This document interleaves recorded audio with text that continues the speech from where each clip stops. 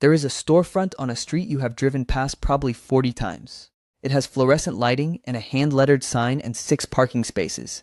Inside, machines are running. They were running yesterday. They will be running tomorrow.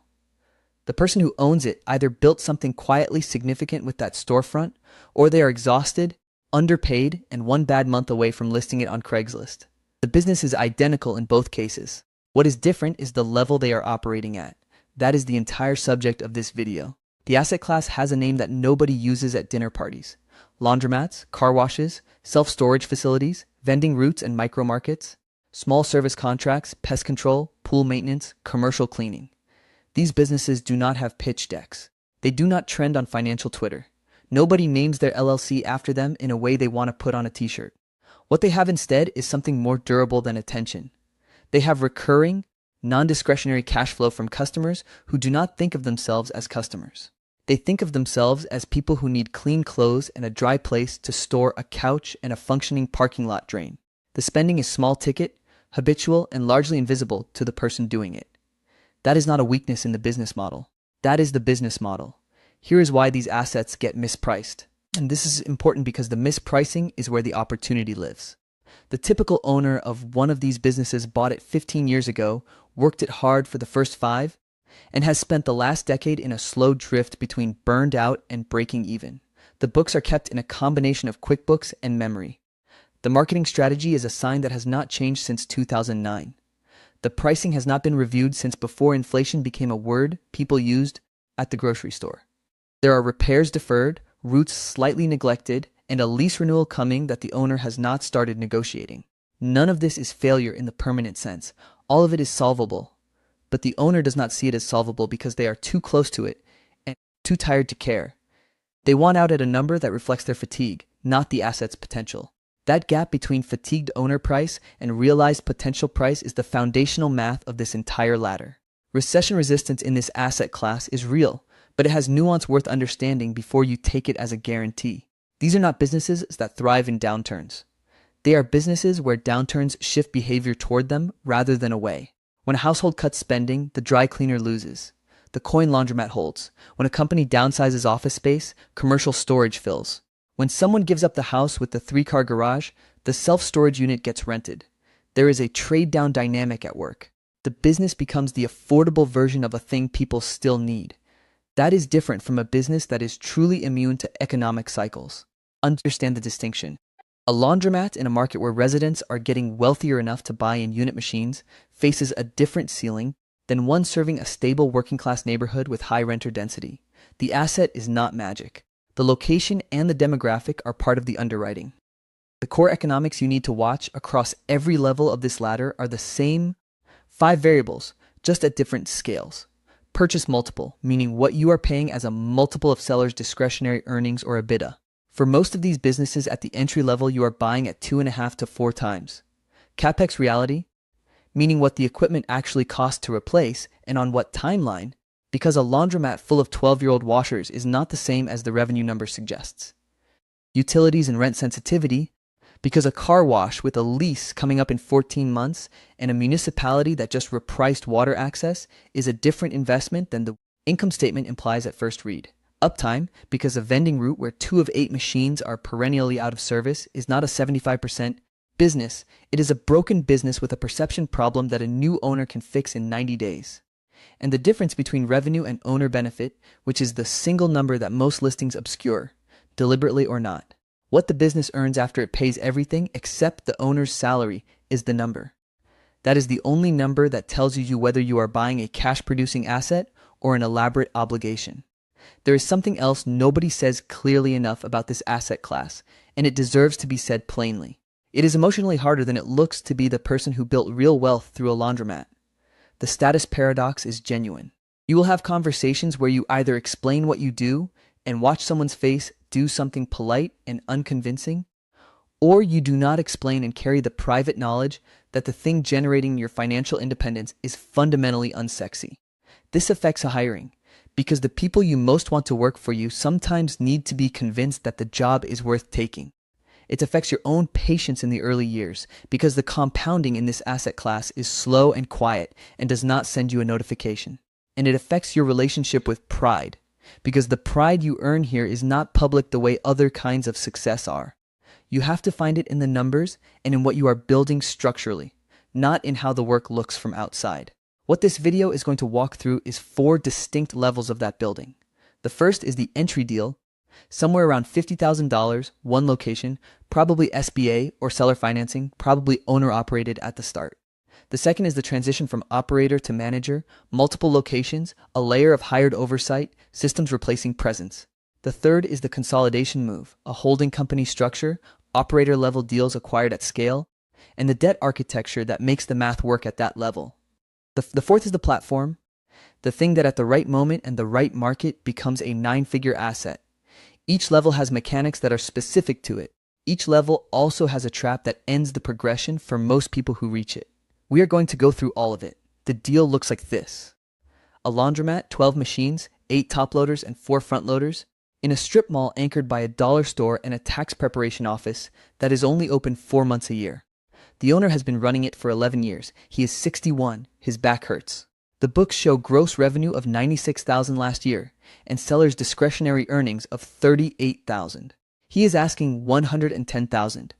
After 3 months of looking at listings, talking to brokers, and learning what questions to ask, you get him to $87,000, you put $32,000 down, and he carries the remaining $55,000 at 6.5% over 5 years. You sign a personal guarantee on the note. Your credit score just became a business asset.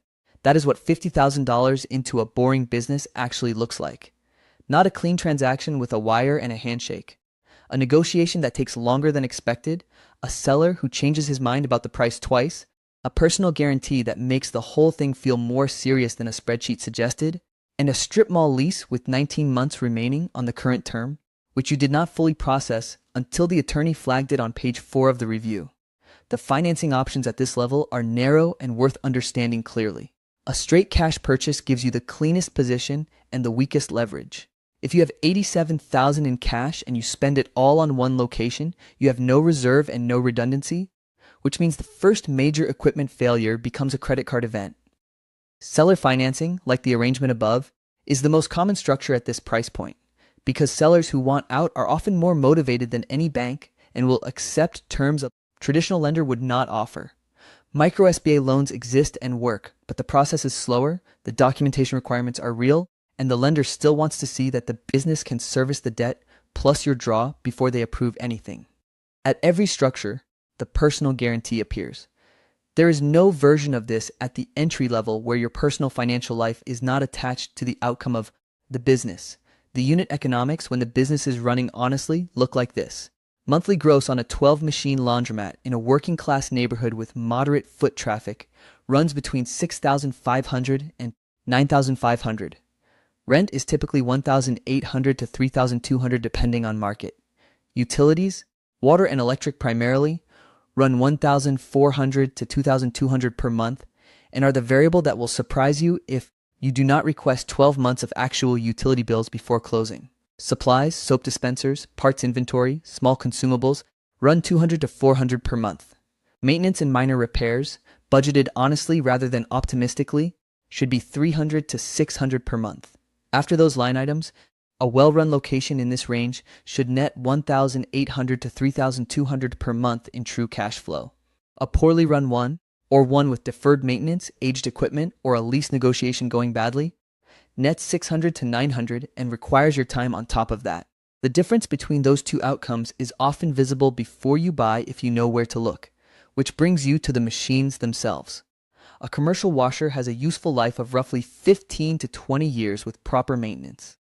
If the machines in the deal you are looking at are 12 years old and have not had documented service, you are not buying 11 laundry machines. You are buying 11 laundry machines plus a probabilistic CapEx event somewhere in the next 18 to 36 months that could cost you $4,000 to $8,000 per unit to replace. Run the machines during your due diligence. All of them. Bring quarters if you have to. Watch the cycles complete. Check whether the card readers are functional or decorative. Inspect the water heater. Ask when it was last replaced. Look at the coin vault mechanism if one exists and verify that the reported cash figures are plausible given the machine count and cycle price. An owner who cannot show you consistent utility bills, machine service records, And a lease with at least 2 years of remaining term or a renewal option is an owner whose numbers you cannot trust. The time and control trade-off at this level is the thing nobody enjoys explaining honestly. In the first 6 months, you are likely working 15 to 25 hours per week at the location or managing it remotely in ways that still consume your attention. You are learning when the drain backs up and what that costs. You are handling a refund complaint from a woman whose cardigan came out with a small tear and who is correct that the agitator in machine 4 is running rough. You are replacing a coin mechanism yourself because the service call would cost $180 and you watched a YouTube video about it twice. This is not passive income. This is a small business in its first chapter with you as the operator. The question is not whether this phase exists. It does. The question is whether you are using the phase to build systems, document processes, and understand the business well enough to eventually hire someone to run it, or whether you are simply surviving month to month and calling the labor invisible because you own the place. The entity setup is not optional and not complicated. An LLC registered in your state, a separate business checking account, a general liability policy in the range of $1,200 to $2,000 per year, and a signed lease assignment that puts the tenancy in the entity's name rather than yours personally. Commingling cash, running business expenses through personal accounts, keeping coins in a bag instead of a logged deposit, these are not minor accounting preferences. They are the quiet mechanism by which an otherwise solid small business becomes unfinanceable, unsaleable, and legally exposed at exactly the moment you need it to be none of those things. The failure modes at this level are specific enough to name. A utility rate renegotiation by the municipality that adds $400 per month to your water bill. A machine downtime event that takes 3 weeks to resolve because the parts are back-ordered. A landlord who declines to renew the lease at existing terms and wants a 22% increase to stay. A competitor opening a newer, card-only facility 2 blocks away with machines that have LED displays and an app. None of these are fatal if you have a cash reserve and a business that was running at the upper half of its cash flow range. All of them are serious if the reserve is thin and the margins were already compressed. A turnaround from a bad first year takes 6 to 24 months. An exit from a distressed position takes whatever the market will bear, which is usually less than you paid and more than nothing. The honest framing of level 1 is this: you are not yet building an empire. You are proving to yourself and to any future lender or partner that you can operate a real business, read its actual numbers, fix what breaks, and hold the line through a month where everything goes wrong at once. That proof is the only thing that unlocks level 2. You proved the thing that needed proving. The first location runs at $2,400 per month in net cash flow. The machines are serviced on a schedule. The lease has a 5-year renewal option you negotiated in month 8. The Google rating is 4.2 stars and climbing because you responded to every review for 11 months, including the 1-star post from a man who left his own socks behind and blamed the dryer. You know what you have. Now the question is whether what you have is repeatable. That word matters more than any other word at this level. Repeatability. Not growth for its own sake, not ambition dressed up as strategy.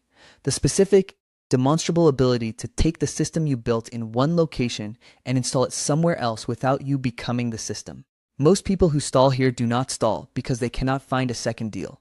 They stall because the first location still requires them in ways they have not admitted. If you are the one who resets the coin mechanism and the one who negotiates with the part supplier and the one who personally handles every complaint over $40, you do not have a business. You have a job with a landlord and a loan. The second location doubles the job. The third one breaks you. So before the second deal closes, the first location needs one thing you may not have yet: an attendant or part-time manager who can run the place for a week without calling you. That is the test, not the lease review, not the acquisition math. Whether you can leave for 7 days and return to a business that ran itself. Assuming you pass that test, the acquisition math at level 2 looks like this. Laundromats and similar cash flow businesses in the working class commercial corridor typically trade at 3 to 5 times sellers' discretionary earnings. A location generating $42,000 in SDE is asking somewhere between $126,000 and $210,000. The spread in that range is almost entirely a function of lease quality, equipment age, and how badly the seller needs to be done. You are looking for the seller who needs to be done and has not yet found a buyer who understands what they are buying. That gap still exists in most mid-size markets. It will not exist forever, but it exists now.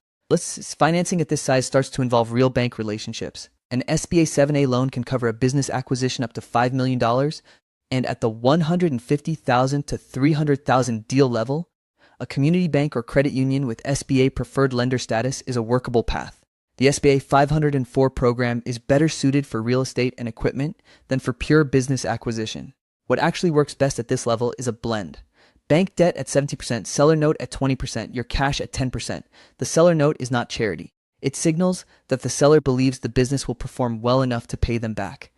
That alignment matters. It also lowers your cash requirement at close, which preserves the reserves you will need when something goes wrong at location 2 in month 3, because something will. Leverage at this stage changes the texture of everything. When you had one location and a seller note, a bad month was uncomfortable. With 2 locations and a bank line plus 2 personal guarantees, a bad quarter is a conversation with a lender. The stress is not hypothetical. It arrives on a Tuesday when the water main under location 1's parking lot ruptures. The repair is the landlord's problem in theory, but yours in practice for 48 hours of lost revenue, and the bank statement for location 2 is thinner than the model projected. You will have that Tuesday. The question is whether you have the cash cushion and the systems to absorb it, or whether you have optimized every dollar into the next deal and left nothing for the reality that the model did not predict. The standardization playbook is what converts a collection of stores into a portfolio. Pricing is uniform. Hours are posted and observed. Each location runs the same cleaning checklist, logged and photographed daily.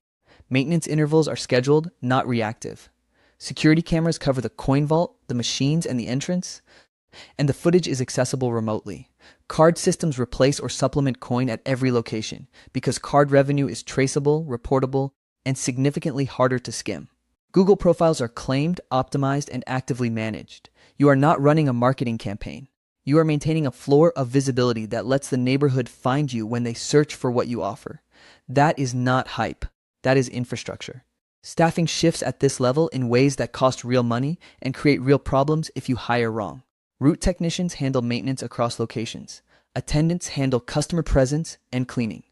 A part-time operations manager, someone at 15 to 20 hours a week who owns the weekly scorecard and escalates anomalies, becomes the connective tissue between your oversight and the daily reality on the ground. You write the SOPs. You train to the SOPs. You audit against the SOPs. The system catches problems before they become surprises. That is the whole model. When a machine runs 3 cycles without completing, the ops manager sees it on the weekly report. When CoinVault deposits drop 18% in a week without a corresponding drop in card revenue, someone asks why before the answer becomes a pattern. Entity structure becomes a financing weapon the moment you have multiple locations. Each location sits in its own LLC. A shared services company, a separate entity, handles payroll, vendor contracts, and administrative functions. The books are clean, segregated, and auditable by any lender who wants to underwrite the next deal. A portfolio with 3 locations, clean financials, and 18 months of consistent performance is a fundamentally different conversation with a bank than a single store with a seller note. Clean books are not accounting hygiene. They are leverage in the room where the next deal gets financed. The failure modes here are specific and worth naming directly. Overpaying for the 3rd location because you have momentum, and momentum feels like judgment. Letting maintenance slip at the original store because the new ones demand attention. Underestimating theft and shrink, which run higher across a portfolio than a single location, because diffuse oversight creates diffuse accountability. And the one that is hardest to name, burning out from pseudo-absentee ownership, the state of being technically removed from daily operations but mentally consumed by 3 businesses simultaneously, none of which run without your attention at the edge. That is not freedom. That is expansion without infrastructure. The difference between a portfolio and a burden is whether the system runs the stores or you do. At some point, the question stops being which store to buy next and starts being what kind of entity you are building. That is the transition from operator to consolidator. It is not a gradual shift. It is a structural one, and most people who attempt it discover the difference about 6 months too late. Level 3 begins when you stop buying single locations and start buying out clusters. A cluster is 4 to 8 assets in a defined geographic radius, acquired with a thesis and not just a deal. The thesis is density. A regional footprint with centralized maintenance, shared vendor contracts, and unified management infrastructure costs meaningfully less to run per location than a scattered portfolio of individual stores. A maintenance technician who services 12 laundromats inside a 30-mile radius is a different line item than 3 separate service contracts with 3 separate parts relationships. Purchasing power on detergent, parts, and card processing rates is not trivial at scale. The math on a single store does not prepare you for the math on a cluster. The cluster is where the model starts to compound at the cost line, not just the revenue line. The entity architecture changes accordingly. The holding company sits at the top. Each operating location or geographic cluster lives in its own operating company underneath it. A shared services entity handles payroll, insurance, compliance, and vendor relationships. Senior bank debt funds the acquisition layer. Mezzanine debt or structured seller paper fills the gap between what the bank will lend and what the deal requires. Minority equity partners, regional operators who bring local knowledge and skin in the game, take a piece of the opco in exchange for operational accountability. You stop running on gut feel at this level because you cannot. Covenants replace instinct. Debt service coverage ratios, minimum cash reserve requirements, reporting schedules, lender consent triggers. These are not bureaucratic obstacles. They are the architecture that makes the capital available. You accept them or you stay smaller. The roll-up economics work like this. Mom-and-pop laundromats, car washes, storage facilities, and vending routes in secondary markets still trade at 3 to 4 times EBITDA in most geographies. A professional buyer with institutional reporting and a clean capital structure trades at 7 to 10 times on exit or refinance. You buy at the lower multiple. You install systems, lift margins through purchasing leverage and operational discipline, layer in management, and produce auditable financials. 2 years later, the same cash flow that cost you 4 times is worth 7 times to a private equity firm or a strategic acquirer. The difference between 4 and 7 times on $8 million in EBITDA is $24 million. That spread is the business model at level 3 and 4, not the operations. The arbitrage between chaos and institutional quality. Management layers arrive whether you want them or not. A COO or VP of operations owns the system. Regional managers own the markets. Internal audit owns the numbers. Loss prevention owns the vaults. Safety and compliance own the insurance relationship. You stop touching operations entirely and start touching governance. Board meetings with your equity partners. Monthly lender calls. Quarterly reviews with your CFO. Weekly scorecards from regional managers you have never personally watched clean a machine. The trade is explicit.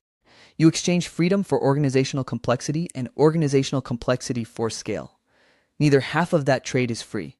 The failure modes at this level are different in kind, not just degree. Integration blowups happen when you acquire too fast and the system cannot absorb the volume before the next deal closes. Over-leverage happens when the model assumed 92% occupancy and the market delivered 79%. Utility shocks, a water rate increase across a municipality, a power surcharge attached to a utility's infrastructure bond, can compress margins at 15 locations simultaneously, and there is no negotiating your way out of it. CAPEX backlogs accumulate when deferred maintenance at a newly acquired cluster runs deeper than the due diligence suggested. Fraud happens at the vault level, at the vendor level, at the management level, and it scales with headcount. Culture decay happens quietly, then obviously, when the people managing your locations have never met you and have no reason to care about the thing you built. A down cycle tests all of it at once. The personal reality of operating at this level is one the deal memos do not model. Your net worth grows on paper while your daily life becomes less interesting in most of the ways that used to make the work feel worth it. You are on a call with a lender about a covenant waiver on a Tuesday, when what you actually want is to fix the machine at the original location. Yourself, the one you opened 6 years ago, the one that started this. You will not go fix it. You will take the call. That is the deal. Pick the rung you are actually ready for. Run one model to competence before you add leverage. Master the single location before the portfolio. Master the portfolio before the holdco. The platform does not reward skipping steps. It punishes it at scale with compounding consequences. Tell us in the comments which asset class you want broken down next. Laundromat, car wash, storage, or vending. We will build the whole ladder.